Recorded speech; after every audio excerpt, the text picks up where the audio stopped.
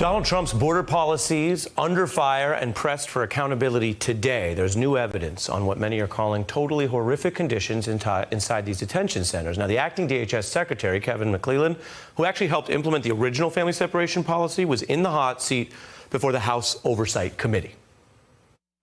You feel like you're doing a great job, right? Is that what you're saying? We're doing our level best in a very What does that mean? What does that mean when a child is sitting in their own feces? Can't take a shower. Come on, man. What's that about? None of us would have our children in that position.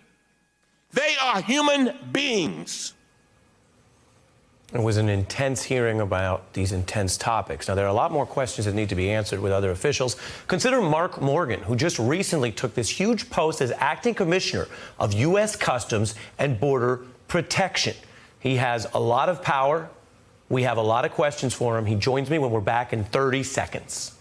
Joining me now is Trump administration acting CBP Commissioner Mark Morgan. Thanks for coming on The Beat. You bet. Thanks for having me. Let me start by playing for you some of the emotional testimony we've heard. I know you're familiar with some of this.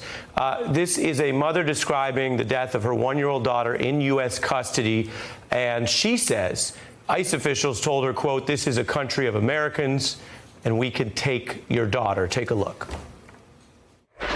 Lastimosamente, vi morir a mi niña, lenta y muy dolorosamente, unos meses antes de su segundo cumpleaños. Ella dejó de existir. ¿Ha visto con sus propios ojos una cultura de crueldad adentro de estas facilidades? Nos dieron una entrevista telefónicamente con los oficiales de inmigración ICE y él me dijo con estas palabras: tú sabes que este es un país de americanos, que mi presidente es Donald Trump y que te podemos quitar a tu hija. Is that death avoidable, and is it acceptable? Well, of course it's not acceptable. I mean, I think we could all agree, but I do think it's avoidable. And the way it's avoidable is for Congress to do what we've been asking them to do for a very long time. It's not complicated. You address the Florida Settlement Agreement, which says we have to release kids and families in 20 days, TVPRA, which tells us that we have to let kids into this country and to fix the beginning part of the asylum process. If Congress does that, then you de-incentivize and you pull and you fix the loopholes in the system. And to make sure you will see the numbers go down. To make sure I understand your response, though, are you saying that that death is not the fault of the people actually in charge of the detention facility? It's the fault of the policymakers in Congress, or it's sort of no one's fault in your view? No, see, I think that's part of the challenge. So I'm glad you're asking that question. This isn't about fault, right? This is about looking at this from a holistic approach and seeing the tragedies. Let's talk about it. I'm glad you showed it. I'm glad we're talking about it. What I'm saying, though, if Congress passes meaningful legislation to address the loopholes in our current asylum process, you will see these individuals stop making this perilous trek, stop making the cartels a multi-billion-dollar industry, stop risking their lives. Well, that's what I'm trying to say. And that goes to the multiple reasons that people make this trek, as you know. I want to dig into some of the facts. It's your first time on the show, and I appreciate you coming on, and you have a big job. The president said there would be these mass raids, described as thousands of arrests. Were there mass raids, yes or no? First of all, I don't actually call this a raid. I think words matter. And words matter, so I'm going to get to your response. But were there mass raids as promised? Again, these are not raids. These are targeted enforcement operations. And, you know, no one said Let me play about for you. numbers. Let me play for you. People did say about numbers. The president tweeted about millions. Then the administration said thousands. And this is what your boss, the president, said. It starts on Sunday, and they're going to take people out, and they're going to bring them back to their countries, or they're going to take criminals out, put them in prison. They're absolutely going to happen. There's approximately 1 million people in this country with removal orders. Many were taken out on Sunday. You just didn't know about it. We had many people. It was a very successful day, but you didn't see a lot of it. So what you just said disagrees with President Trump. You're saying, in fact, there were not those mass raids. No, that's not correct. That's not what I said. You're putting words in my mouth. So everything that you just played is absolutely correct. There are over 1 million individuals here illegally with an order of removal. ICE does this every single day. Yes, there was an operation which they do every single day that makes a step towards progress of removing people that are here illegally. Was it in the thousands? This is what ICE does every single day. Was it in the thousands? I know you can hear me. So, first of all, I'm no longer the director of ICE. So with respect to the results of the ongoing operations, ICE is the best person and best position to give you those numbers. Well, you are here because you have authority. You have authority over people's lives. You're at CBP. You used to be at ICE. You are in these meetings. So we are trying to draw information from you. And if your position is the president was wrong to claim mass raids occurred, that's important for people to know. If your position is mass raids did occur, that's not my position. So you're putting words in my mouth. I'm not putting words in your mouth, sir. Sir, I'm not putting words in your mouth, but I am cross-examining you on what you're doing with your authority in the U.S. government. Now, let me put up the facts on those raids, and then I'll give you a chance to respond. Multiple outlets, not a lot of debate here. Despite weeks of threats, raids began with a whimper. Large-scale immigration raids failed to materialize, says the Wall Street Journal. Few signs of mass raids. No, quote, reports of mass arrests.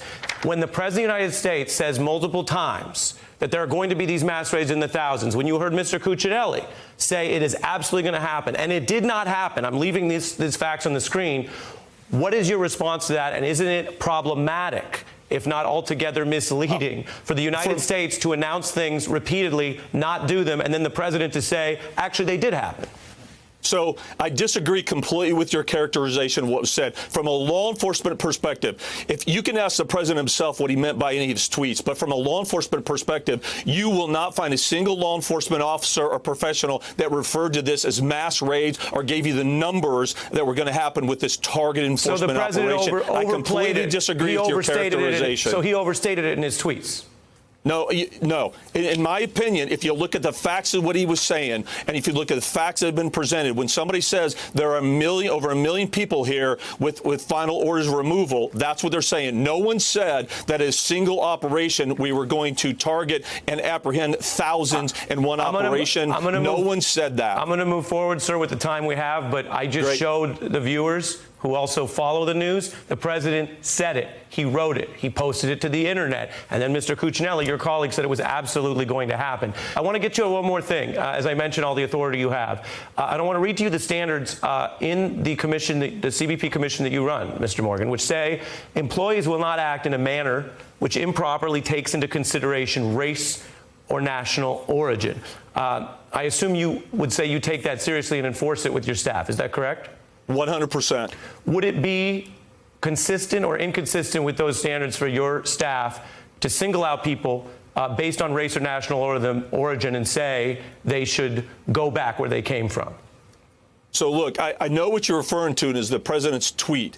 So, again, you're going to have to ask the president what he meant by his tweet. No, sir. I'm asking you, I can tell with the authority you have, would you say, based on the standards, I'll put them back up on the screen. This is about you and your staff and what you're doing now and the people you're in charge of. Employees won't act in a manner which takes into consideration race or national origin. Is telling people, be they American citizens or not, to go back where they came from consistent with that or not?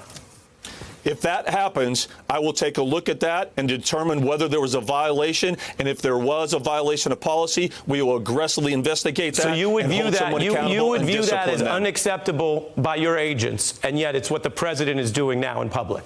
Again, I knew that's where you were going, but again, you can't take something out of context. But sir, this is not a mystery. It's not whether you know where I'm going or not. We will put it in context and thoroughly investigate it. But you have an obligation to the Constitution above and beyond making the president happy, correct? Yes, I do, and I take that obligation freely and seriously. And final chance, though, would you say that telling someone to go back where they came from violates those standards or not? Again, you have to take every situation in context. If that does happen by employee, we will investigate it, take it seriously, and we find a violation, as you suggested, we will absolutely impose appropriate disciplinary action. Hey, I'm Ari Melber from MSNBC. You can see more of our videos right here, or better yet, subscribe to our YouTube channel below. You could have been anywhere in the world, but you're here with us, and we appreciate that.